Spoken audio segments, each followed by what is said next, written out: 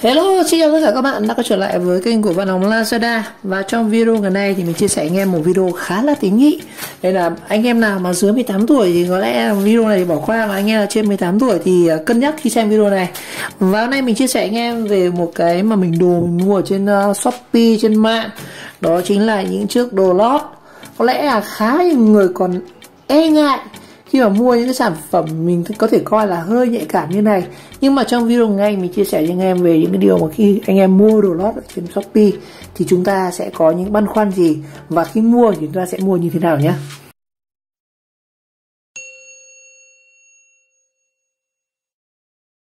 Rồi, đầu tiên mình cũng chia sẻ một chút anh em là về cái vấn đề đồ lót. Đó là những cái phụ kiện mà nói chung là nó cũng rất là cần thiết cho cuộc sống, mà thực ra nó cũng không có gì phải e ngại cả.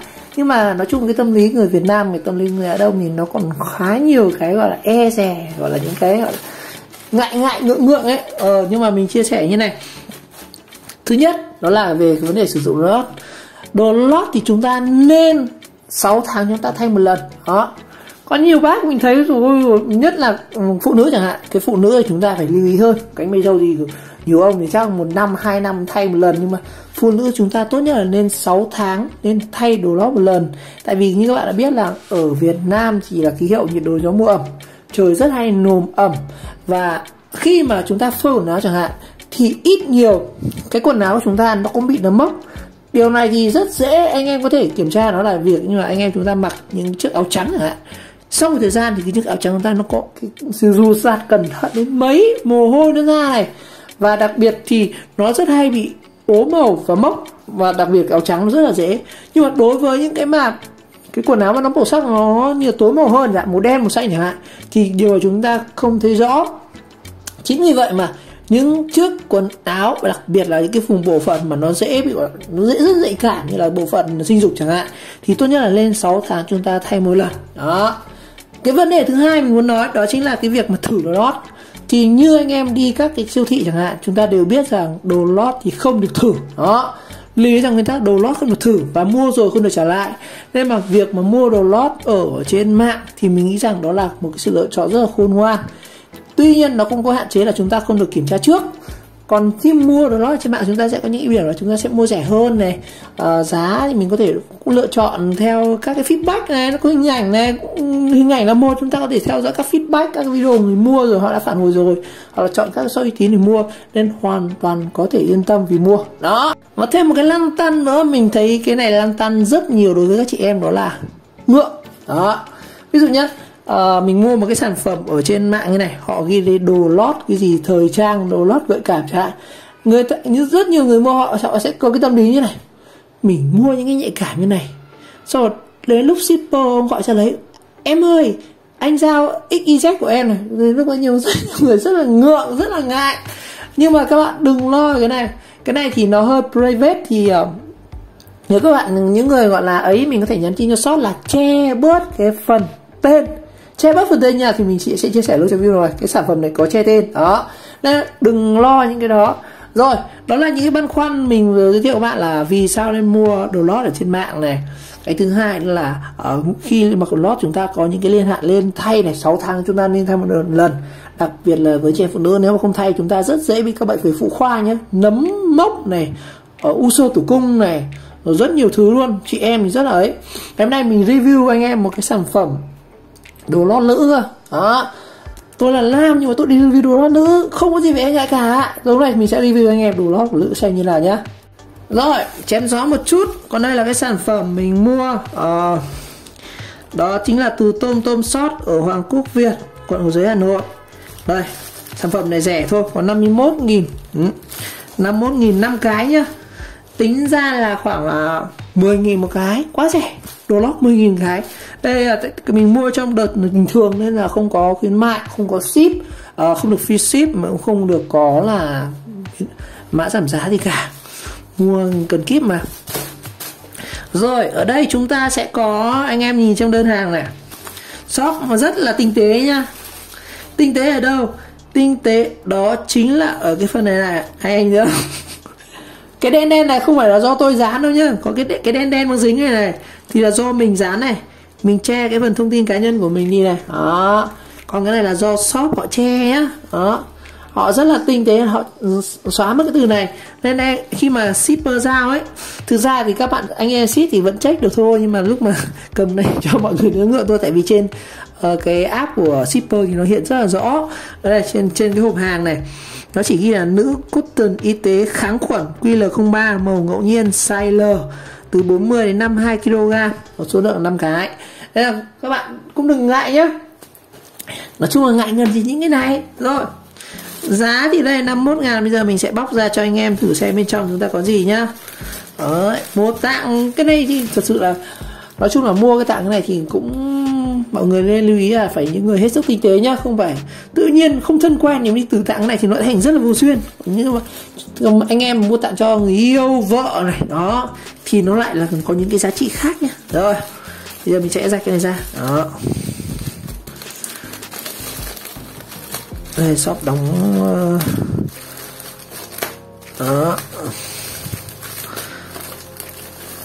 Cái này mình mua nặng đây, đồ của nữ tôi không biết review như nào nhưng cô ạ. Đây trong này không có giấy tờ gì nhá, đó.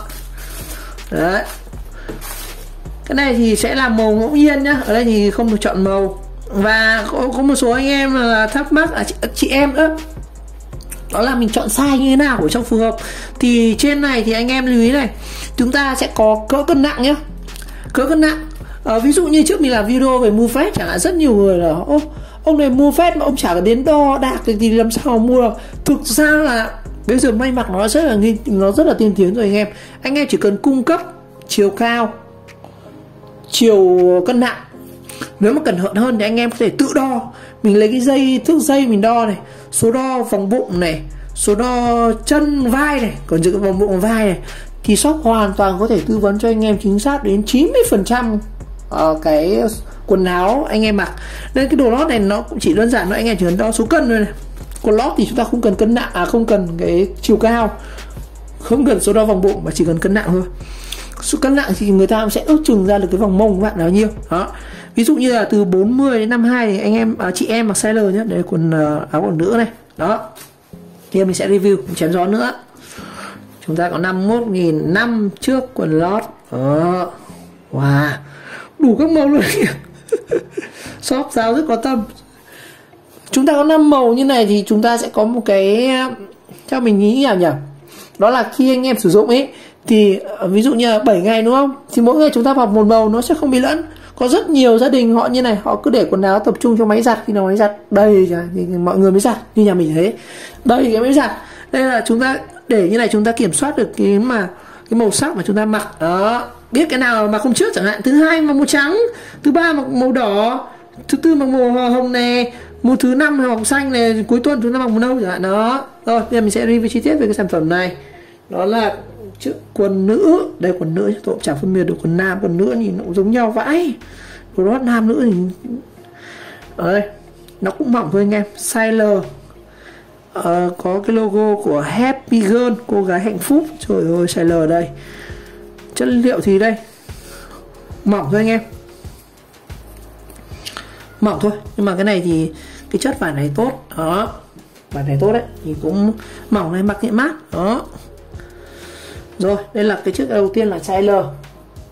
Chiếc tiếp theo là màu hồng, màu đỏ và hồng đây, và cũng Happy, cái là như cái logo FBI ấy. Đó, Happy Girl size L đây.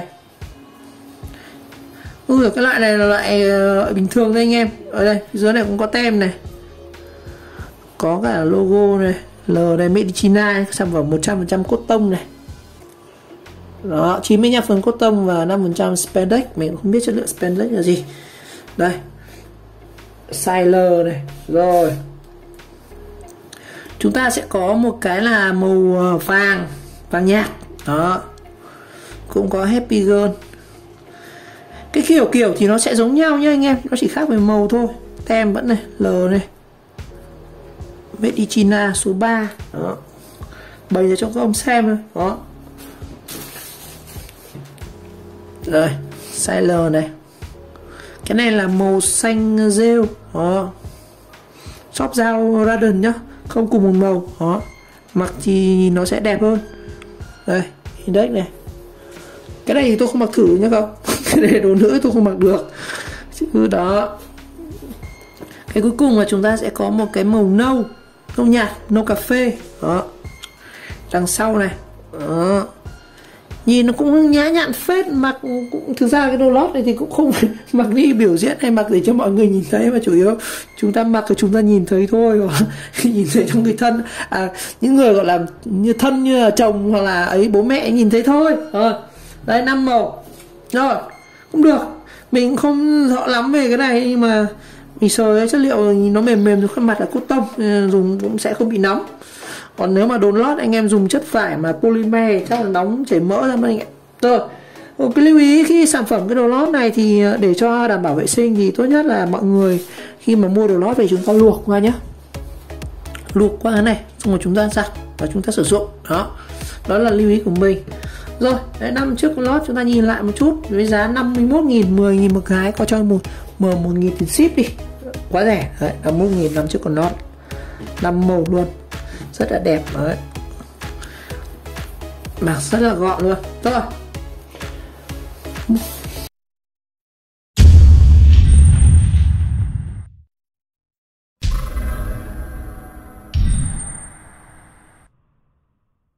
rồi, như vậy trong video ngày hôm nay thì mình đã chia sẻ anh em về những cái băn khoăn mà khi mọi người mua đồ lót, đặc biệt là các chị em chẳng hạn, thì chúng ta đừng ngại ngần, đừng lo lắng gì, quan trọng là các bạn thích cái kiểu dáng đó, thích cái màu sắc đó, thích cái chất liệu đó thì mình có thể đặt mua. Và nếu mà muốn gọi là private, muốn riêng tư như thế này thì mình có thể yêu cầu shop là ở shop ơi che giúp tên mình ạ, thì họ sẽ đến đây như này. Cái shop này mình không muốn yêu cầu nhưng mà họ tự che tên luôn nên là nó rất là yên tâm. Những cái đồ nhạy cảm này mọi người mua yên tâm. Cái sản phẩm thì mình cũng đã giới thiệu rồi, chi tiết rồi, chất liệu vải mềm này, cũng có đường gân may cũng khá là đẹp chứ không đến nỗi tệ đâu. 10.000 một cái quá rẻ luôn, mua ở ngoài chắc nó không phải tầm 20-30 một cái rồi anh em ạ. Rồi, một lần nữa cảm ơn các bạn đã theo dõi video clip, và nếu thấy video hay mình nghĩ các bạn nhấn like, subscribe kênh và chờ đón các video tiếp theo. Mình sẽ có những cái video chia sẻ về các vấn đề khác, review các sản phẩm khác hay ho và hấp dẫn hơn. Xin chào, gặp lại.